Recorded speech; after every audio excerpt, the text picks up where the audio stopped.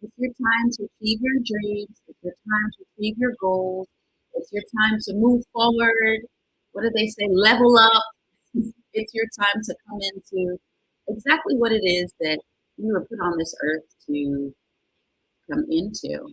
And I'm here. My name is Arlene McLaren, and I am a life coach and I'm a business consultant. And so I help you to move forward in that business project or endeavor. We've been on now for about 2 years as far as doing the Ask Arlene show. And in that time, we've helped hundreds of people to move forward in their careers, in their business, in their life. And today I'm talking about something that is near and dear to my heart. I am concerned, guys. I'm concerned about the situation of marriages within our community. I think it's a valuable and valid discussion that needs to be had. And I would like some of you who have been married for lots of years to participate in the discussion with me. And I would like those of you who would like to get married and have questions about, what to look for, what to do, what makes a good marriage, what doesn't, for you to participate with me today. Okay? It's that serious, guys. Oh, I see we have company. Somebody said much love. Hey, much love to you too. Tell me who you are because the computer just says Facebook user. It doesn't tell me who you are. So tell me so that we can participate together. This is a dialogue today, guys, not just a monologue. But I said that, oh, and tell me where you are in the journey so that it makes sense in terms of what we're talking about. Are you just getting married and wanting to stay married? Are you not yet married? Are you in a relationship? Are you not in a relationship, not dating at all, and just looking at what you need to do to move forward? Well, guys, one of the secrets that I found out in my journey, because as I've shared, I've messed up. I went through a really nasty divorce, and in that divorce, it cost me a lot of money. Okay. It cost me specifically over $20,000. So I wanted to find out what are some things that we can look at on the front end that can help to avoid those challenges. So, secret number one. Hey, hi, I see you now. Hi, Dennis. Tell me what your name is, too. Everybody else who's on, I see that there are several people on. Tell me what your name is and tell me where you are in the journey. All right. So I said age is one of them. If you are over the age of 25 and you're looking at connecting with that partner, dating, getting married, you are ahead of the game. Okay? Because statistics say that our brains are still developing up until the age of 25. So if you are not 25 years old and you're looking at gaining a partner, it's going to be more challenging for you because where you are now is not necessarily where you are when you're 30, or what the thought process that you have now, what you're interested in, what you're looking for may not be what you're looking for. And I would suspect, tell me if it's true, for those of you who have been divorced, you got married before the age of 25. And for me, I'm going to type it in here and I'm going to say yes. So if you were married before the age of 25 and you went through a divorce, type yes so that I can see it. Because that is a key thing. Key. Age. Where you are and what you're looking for in the person is constantly developing when you're a younger person. So I need to know who it is that I'm talking to. One person on here has shared with me that they're divorced. There are 5 of you on here, guys. Are you married? Are you divorced? Are you single? This is a dialogue, not a monologue. So I need to know who it is that I'm talking to. Just type in the chat and tell me. I said yes. I said I'm currently married. I'm in a successful marriage. Thank you, God. But in the past, I was divorced. And I believe that it's important for us to look at this issue and find out what are some of the things. We're not going to do this today, guys. I'm not going to have my phone keep going off. What are some of the things that help us to stay married? Okay, we said age is one of them. Another thing that I heard or that I read about that helps us to stay in an intact relationship is to have 90 minutes of conversation a week. Now, if you're already married, then that should be a lot easier because you have a captive audience. If you're just dating somebody, then the idea of locking them down for 90 minutes may or may not be But if the person doesn't want to be in a conversation with you for 90 minutes throughout the week, then maybe that's a red flag too. Maybe they're not that interested. You know, there's this book about he's not that into you, she's not that into you. If you can't find 90 minutes, and usually if you go on a date, you know, a date is 2 hours, you're going to sit and talk and converse. Well, during that time, you need to be talking about some of these issues. You know, does this person want to be married? Does this person want to be married long term? Has this person come from a family where their family has been married in the past and they stay married? Or is this somebody who has come from a family where they haven't been married, but they want to be, you know, they want to move forward. They want to, you know, go to that next level. The question is, where are you today and where do you want to be? So I'm introducing myself. Oh, somebody said I'm single. I'm not dating. More working on myself. Oh, okay. Well, that's good too. I applaud you. Woohoo! The guy or lady, I don't know. Tell me if you're a female or a male, so I address you appropriately. But somebody said, I'm not dating. I am working on myself. So one of the books that I read, which was an amazing book about self-coaching, is 101 Ways to Coach Yourself to Success. Okay, and it's by Tulane Medaner. If you're interested in just focusing on yourself, I'm also recommending my book, 10 Secrets to Overcoming Fear and Getting Unstuck and Living Your Best Life. Okay, beautiful. Hey, Joe. Hey, Joe, great to see you. That is also another book that I wrote, and it was about how I was able to move forward from that divorce and that difficulty and the challenges. And I have a 10-step program that helps me to do it. So if you've not already done that, purchase the book. You can go to askarleneshow.com and get it. And you can also subscribe on YouTube, and I have an audio of the book. So you can also begin listening to the YouTube audios that I use to go chapter by chapter. So I think based on who we have on here, and I have 2 more people that haven't shared with me who they are or what they do or where they are in the journey. So if you could just type, I can't see who you are unless you tell me who you are, but just tell me, single, married, divorced, you know, you're looking to start a business. Why are you in this group? What is it that you're looking to achieve so that we can speak directly to you and help you to win in this game of life? Okay, so one of the things that people say is that it's hard to find good men, or it's hard to find good women. So the women are saying it's hard to find good men. The men are saying it's hard to find good women. But guess what? It's hard to find them for you. Yes, it's not hard because there are people who are happily married. There are men who found women, and there are women who found men, and they're all happily married. Tons of them, right? So the challenge is that it's hard to find that for you, whatever it is that you're looking for. I'm single. Okay, great. So we know we're working through. We've got some mature people. We have some young people. All right. But if you have not joined the group, then definitely click and join the group, How to Stay Married, How to Get Married and Stay Married. That's a new passion that I have right now, of seeing people connect and stay married. So we said one of the things is age.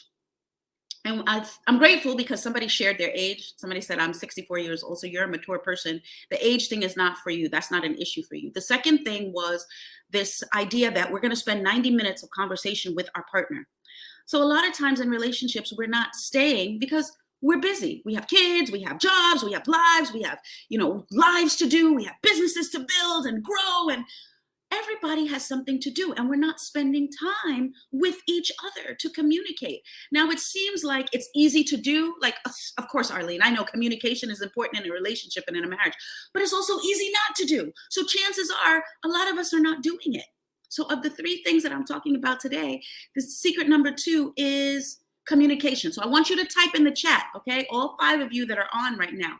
Are you, or have you spent in the time a minimum of 90 minutes of conversation in the week with your partner? And I'll wait for a response. Yes, Arlene, when I was in this relationship, I spent 90 minutes minimum a week with my partner. Or I'm married now and I spend 90 minutes or more with my partner. I'm waiting, guys. I see you guys on.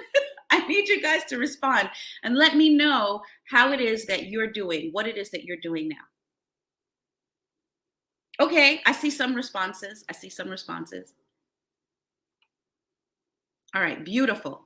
So, like I said, if you're not spending that minimum of sit down time face to face with your partner, 90 minutes, and you're married, one would want to make sure that you're doing that because otherwise you're drifting apart. You're going one way and your partner's going the other way, and ne'er the twain shall meet.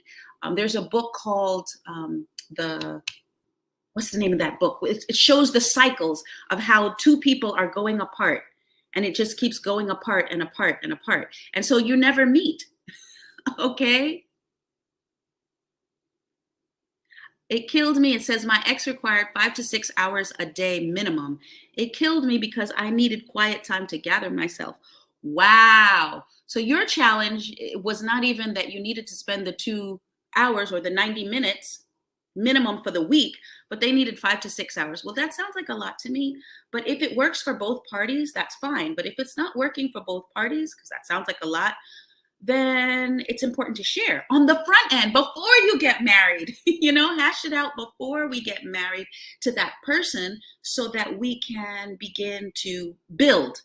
And sometimes if you're not able to discuss it with your partner yourself, since this person shared, then it's important to get a coach. Go to somebody outside, a neutral party that's not in support of you or in support of your partner, but somebody who's willing to be a neutral party, which is your coach, who can help you guys to hash out some of these issues. Find out why it is that your partner needs 5 to 6 hours. Is it possible that your partner feels insecure in the relationship? Okay. And that's why your partner is requiring that of you because the partner is thinking, okay, it didn't work for me. It's part of the of the reason why you guys got separated. All right. So let's talk about his situation specifically since you've shared. All right. You said that, and you know what? We can have you on audio. Would you like to come on audio so that we can hear you speak and tell us your story and your situation? Type yes if you'd like to share. Okay. So it's possible she refused to think she was flawed.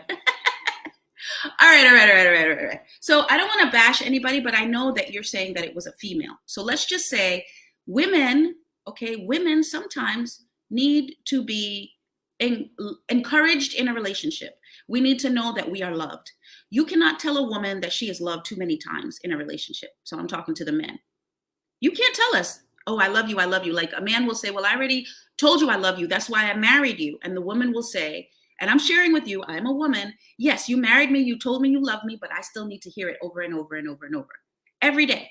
Okay? Every day, if possible. If not, as much as you possibly can. So I'm going to suggest that perhaps the reason why this person wanted to lock you down and spend so much time is possibly because the person had some insecurities. So if you have a coach, you can sit down and you could say, okay, well, why is it that you need 5 to 6 hours? Did you ask the person, why do you need 5 to 6 hours of my time? Is it that this person feels insecure and there's something that you're doing that you could change to make the person feel more secure? Or is it that that person just has, their own issues and they need to gain counseling or gain one-on-one coaching to be able to establish what's going on? But if we can deal with these issues on the front end of conversation, of relationship, then on the back end, when we get married, they won't be as challenging. And I heard somebody this week say, I was in a relationship and I got out of the relationship because the person wanted more money than I was willing to give. So if on the front end we can discuss, well, how are we going to divide the monies? Are we going to have joint accounts? Are we going to have separate accounts? And what I have found has worked statistically, what they say, and I'm not saying I did this, but statistically what they say is he should have an account, you should have a private account, and then you should have a joint account where you spend for joint bills. So if one party is working, then that party is putting the monies in the general pot to pay off bills. And then there's a pot that's for you personally. So, and then there's another pot for the other party. So I'm gonna give you a story. There's a gentleman that I knew of, very successful. He worked with me at the city council of New York. He was doing great things, and he and his wife were getting a divorce, and it was about money. He was working, he was doing his job, and he was giving all the money to the wife, and the wife would spend for the bills, and then at the end of the day, they had no money left. Okay, so he was working really hard, doing a lot, and he had like 25 bucks in his pocket, little or nothing. So the secret was, after she paid the bills, she had nothing to give to him, for him to spend and to have fun with. So the secret is, when you're spending or when you're organizing your funds, we have to share the funds with everybody so that everybody can feel like they're playing a part and that they have a responsibility and that they have a value, okay, and a worth. So in this scenario, what would have worked is if she had taken the money, paid the bills, but even in line with that, even if it's $5, she gets $5, he gets $5, and they use the bulk of the money to pay off the bills. Everybody has to get something, right? Everybody has to get something. And I'd love for those of you, I'm not sure I want to go live. I got to be careful how much I share.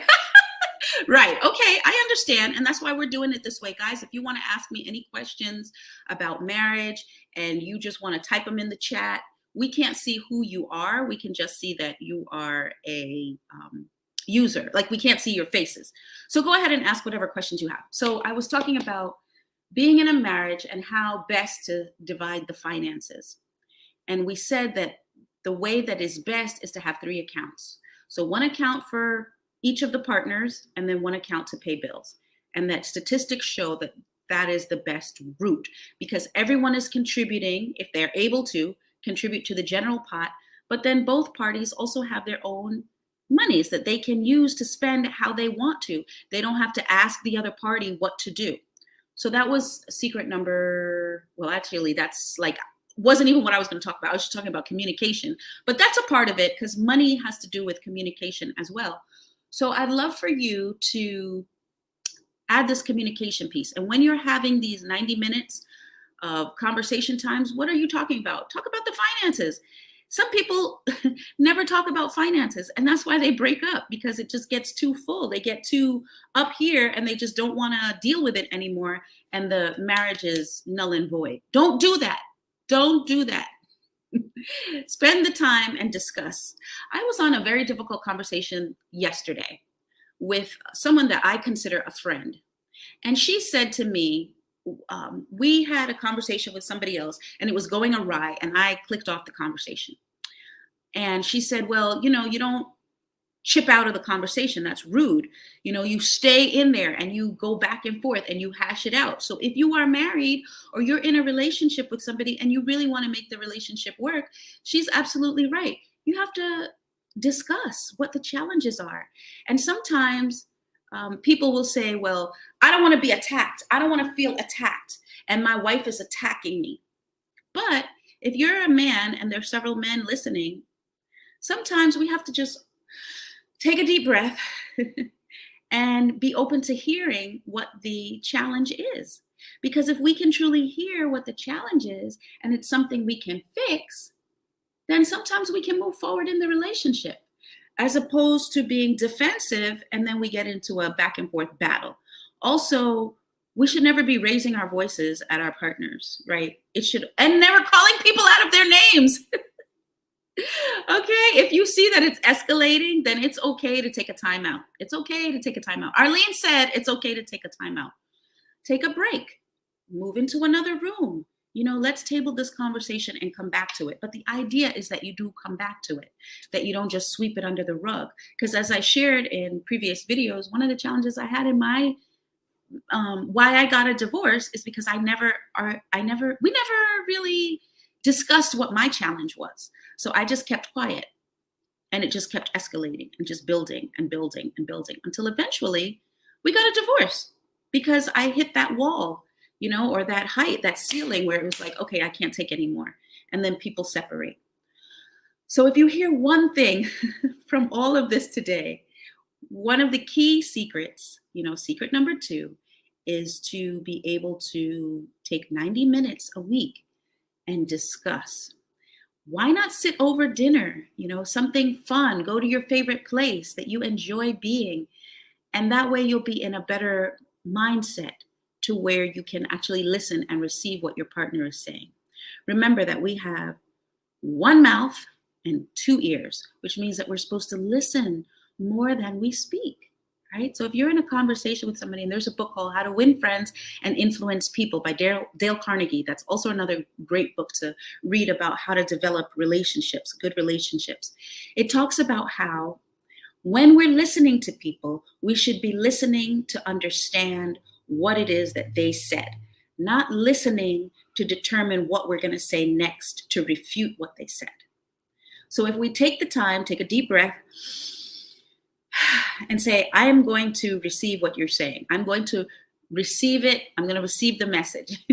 Okay, and that's what's most important, to understand what the person is saying and then be able to regurgitate to the person what you're saying. So the first thing that you're going to say in the discussion is, I understand what you said, and what you said is blah, blah, blah, blah, blah. What I heard was blah, blah, blah, blah, blah, blah. Before you respond and say, now my response to that is blah, blah, blah, blah. So I know I'm going a little bit deep into conversation here, but it's relevant and it's coming up. And I have a message over here. It says, I asked many times to stop the argument or flat out walked away. She demanded it be resolved now. I wanted to calm my emotions, to be able to think rationally and converse peacefully. So thank you for what you're sharing. It helps me feel better about the way things went. Wow. Okay, so guys, for those of you who just signed on, there's a gentleman who has shared about his relationship, and he's saying that in his relationship, he was endeavoring to work with his partner. And listen, but it got escalated. And so when it got escalated, he took a leaf and he said, okay, let's take a minute. Let's take a breather. Let's take a time out and take a little walk. And then we'll come back to the conversation, revisit it. But the young lady did not want to do that. She wanted to discuss it right away now and push the issue and really, resolve the problem. Well, I can understand the lady wanting to resolve the problem. But at the same time, I want to share with you that you did the right thing to ask for a timeout. Sometimes if we can determine what these rules are, the rules of engagement, and for those of you who have never heard the term, you can look it up, the rules of engagement ahead of time, then when we get to those sticky parts, those sticky situations in our relationships, we will be able to flow because we have rules. So if a rule in your relationship that you've established is, I always deal with the conversation at a level 5, and if the level 5 has escalated to a level 6, then I am allowed to take a timeout. Now, I'm not allowed to take a timeout indefinitely, so I never come back to the issue because that's a problem too, but I'm allowed to take a timeout. Maybe I take an hour, maybe I take 2 hours, maybe I revisit it tomorrow when I've calmed down, but we've agreed that that's how we're going to do it. So my recommendation as you move forward would be to take that tool that you've used, because it's an excellent tool, and establish it, share it up front. So when you're spending those 90 minutes with your partner, say, okay, when we do have conflict, because we will have conflict, and that's the biggest thing, how do people resolve conflict? And that's whether you're in a business, whether you're in a marriage, whether you're just, 16 and trying to deal with your parents. Conflict resolution is key. So if we can determine the rules of engagement, how we're going to resolve our conflicts, then we're just going to be that much easier to flow in our relationships, right? Even to flow in our business. Like I said, the conflict that I was having was with a fellow business owner, right? She's a friend and I love her, but she's also a fellow business owner. And the conflict that we were having was with one of her staffers. Yeah, I'm putting it out there. The conflict was with one of her staffers. And I wanted my friend to direct the correction to her staff member, because her staff member was calling me out of my name. But instead, my friend wanted to put the two of us in a room together to hash it out. And I said, no, I don't want to go back and forth with your staff member. I want you to speak to your staff member and share, let's just talk about the issues of the business and not get personal. There's no reason to use personal insults. So now translate that to relationship. If you're in a relationship with somebody, one of the rules should be that we don't call each other out of our name. You this, you that. Let's focus on what the area of resolution is or the area of challenge is. Okay? Let's focus on that. I'm a coach. I'm a life coach. I'm not a counselor. So what's the difference between a life coach and a counselor? Well, a counselor will, like, let's deal with the young lady that you mentioned. You said she needed 5 to 6 hours of your time. The counselor would go back and look at your background or look at her background and say, okay, what are some things that have come up in your background throughout your life that want you or cause you to be able to require 5 to 6 hours a day of conversing with your or conversation with your partner? A coach would say, okay, let's come to the table. Let's see what the challenge is. Okay, you want 5 hours, you need 2 hours. How do we resolve this issue? Is it that we can compromise and we come up with 3 hours if it works for the two of you, or we don't compromise and you are going to decide that you're going to get that 5 or 6 hours of interaction and intimacy from doing these other things, and you are going to come to the table and just require XYZ of your partner. Like, there are different tools, there are different ways that we could still go about resolving that. And so the idea is, get a coach, get a counselor, and resolve the issues. Don't chip out if you're already married. If you're not married and you're looking at getting into the relationship, then you have a lot more flexibility. You can do like this gentleman on the call did and say, okay, we're perhaps not the most compatible. Let's go out and find our compatibility partners and truly begin to live the life of joy and peace that we were meant to have, right? So another question that I want to ask you, I know that, okay, he's writing some more. He said, she's already a life coach. She says that she's just a talker. I offered to step away from projects so I could get her all the time she required. She did not want that, but still required the time. It confused me greatly. All right. So I think if you are in a relationship with somebody and they require 5 to 6 hours of your time and you're a working person, it's going to be hard. Okay. Because there just are a finite number of hours in the day. But then again, my husband says, if you want to do something, you can do it. You know, if you want to do something badly enough, or you want to spend time on something badly enough, you'll find the time. I would say 5 to 6 hours is a lot. But if the two parties can agree as to how they can come up with spending a lot more time together, not just the 90 minutes, and the two of you are happy with that, then by all means do it. Some people work together, and so all their time is spent together, and they're constantly together, and they're talking, and they love it. You know, it works for them.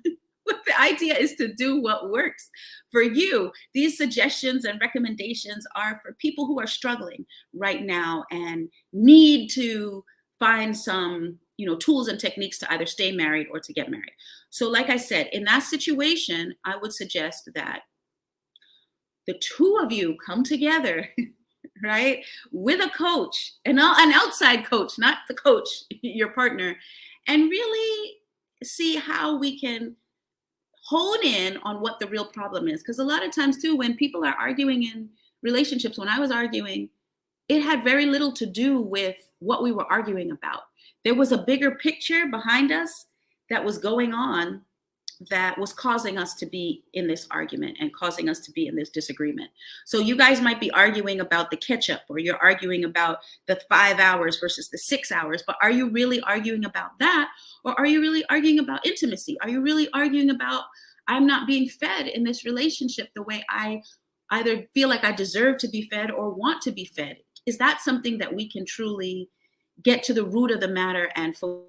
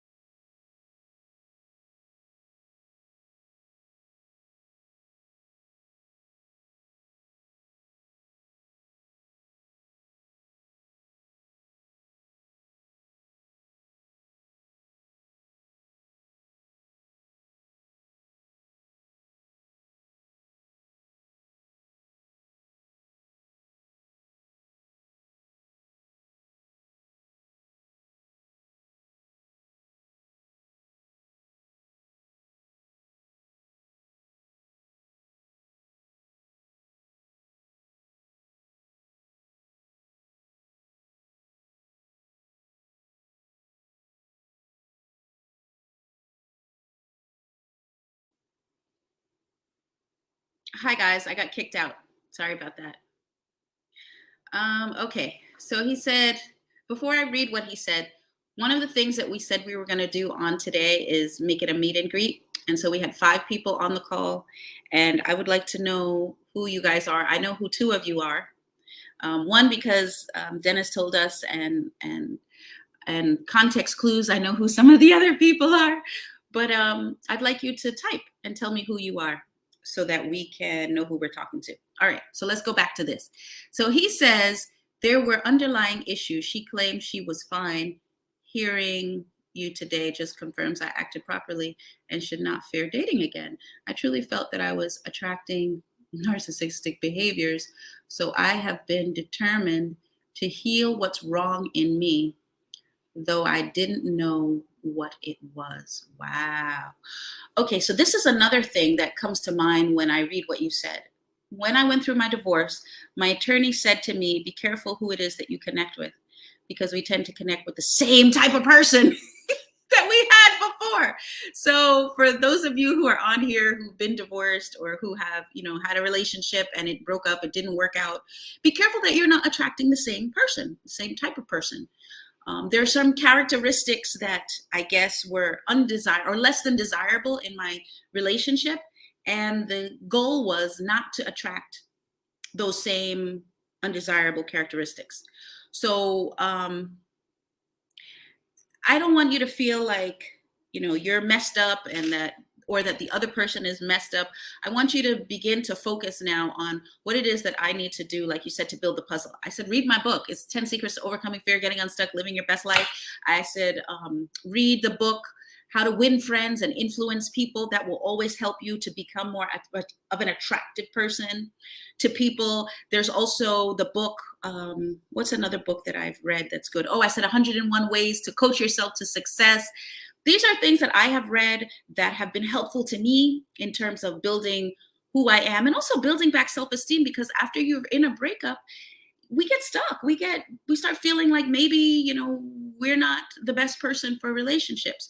Whereas even if we're not the best person today, we can always build and we can always grow and become that person. So I want to see everybody on here who's a part of our group be happily, wonderfully married. Okay, and my question would be, how did you meet your partner?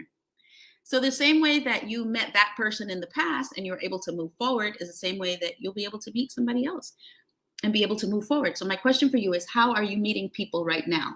And I'm getting way ahead of myself because this is just step 1, which is meet and greet, find out who we have in the group. But really and truly, meet people. Go out and meet people. If you're just going to church and you're just going to work and you're just going to doing your regular daily things and you've not met anybody, well, or the ideal person, chances are you need to go out other places. I went to a church, but my church was just full of women. I wasn't going to meet anybody at my church for me to be in a relationship with. And not that I go to church to date, but I'm just saying if that's what I'm looking for, I can't expect to look for it there, right? I have to go to other places and do other things where I'm going to meet people. So what are your hobbies? What are things that you like to do? Do you like to play tennis? Go play tennis. Do you like to go to the gym? Go to the gym and talk to people while you're there. I sometimes go to the mall because I love to walk.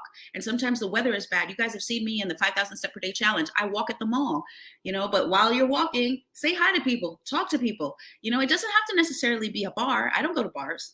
There's social media. There's social media platforms where you can meet people and interact. Okay, now going back to this thing about being married and staying married.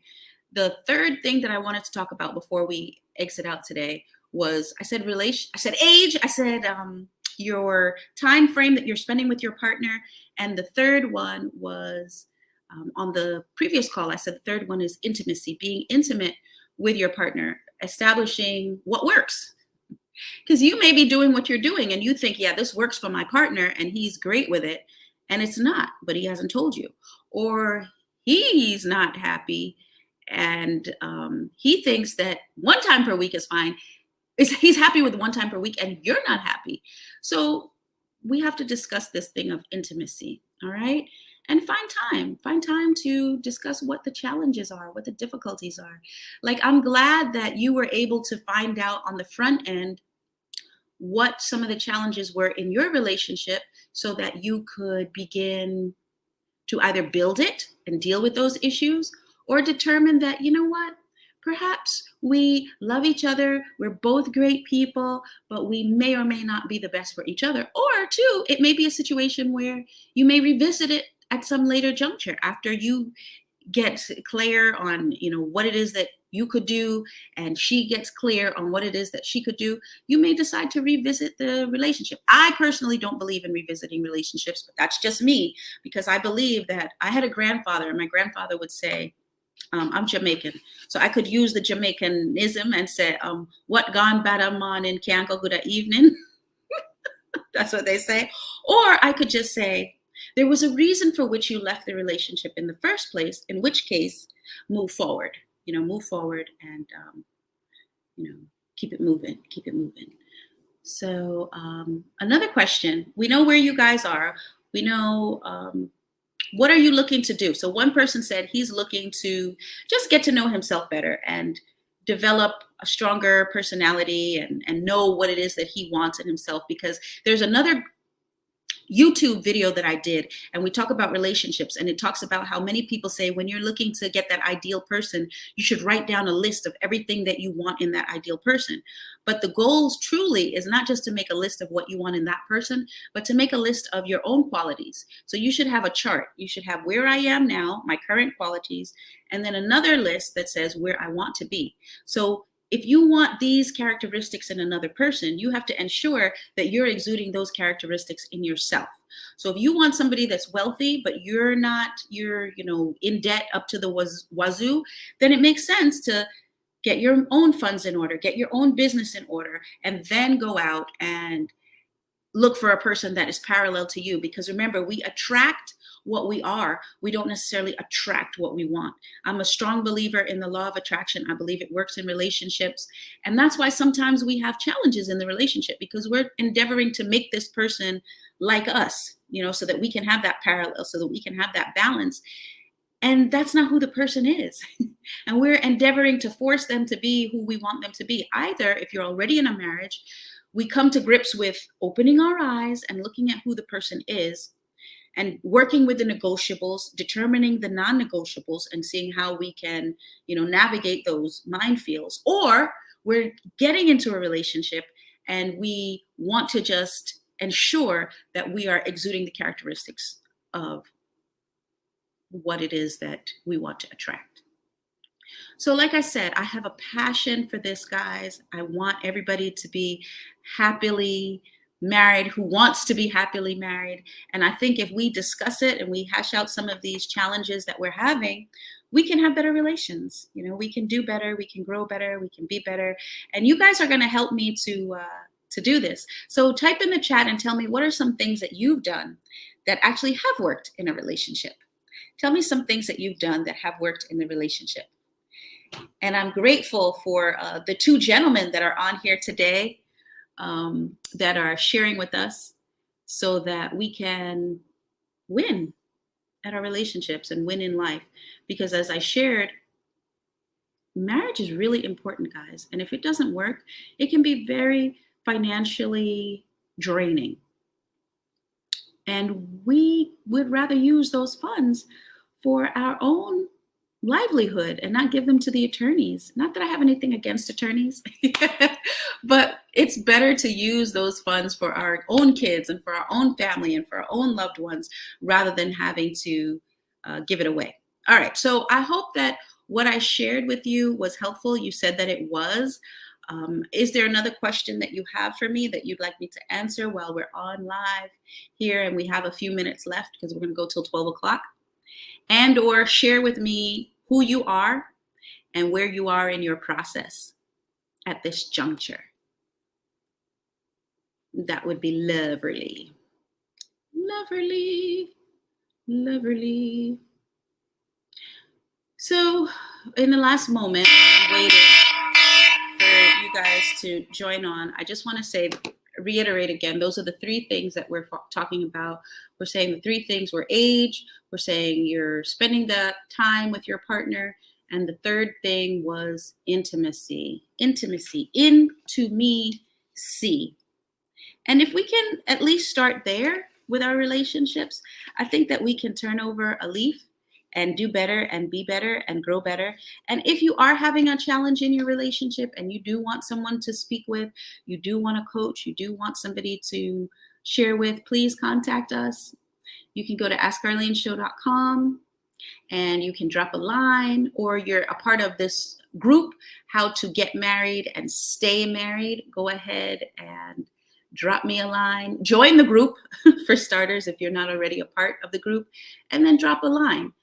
There's several of you who have expressed that you want to be in a relationship and you don't know where to go. I would say step one is self-evaluation. Okay, clarity. In my book, 10 Secrets to Overcoming Fear, Getting Unstuck and Living Your Best Life, I talk about secret number one, which is clarity. Gaining clarity on what your inventory is. Do your inventory. So that's step one today. So if you're not in a relationship, your homework is to do step one, which is gaining clarity on what your skills are, what your goals are, what your abilities are, what you bring to the table as a partner.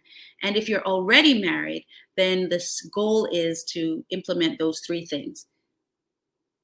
Well, actually two things. You have to ensure that you're spending a minimum of 90 minutes with your partner discussing whatever it is that you need to discuss per week, and also determining whether or not your intimacy is all right, and if it's where it needs to be. Thank you so much. It is now 12 o'clock. It has been a pleasure spending time with you. I want you to go back and watch some of the previous videos on the Ask Arlene show. We have had videos where we are working with a large group of people on Zooms, and everybody sharing where they are and what they have to contribute to the relationship journey. And or you want to join our group if you're not already a part of our group, and let's talk. Let's heal our marriages. Let's heal our homes. Let's go where we want to go. Let's do what we want to do, and let's be who we want to be in the world. I asked if there's anything that either of you guys or any of you guys would like to share with me before we click off. Go ahead and type it in the chat. Ask any questions you'd like to ask. Share anything about your journey that has worked that you want to share with us. We know what some of the things are that didn't work. And then we're going to come back again next week, and you're going to share with me whether or not you implemented some of the things that I recommended and how it went, how it worked.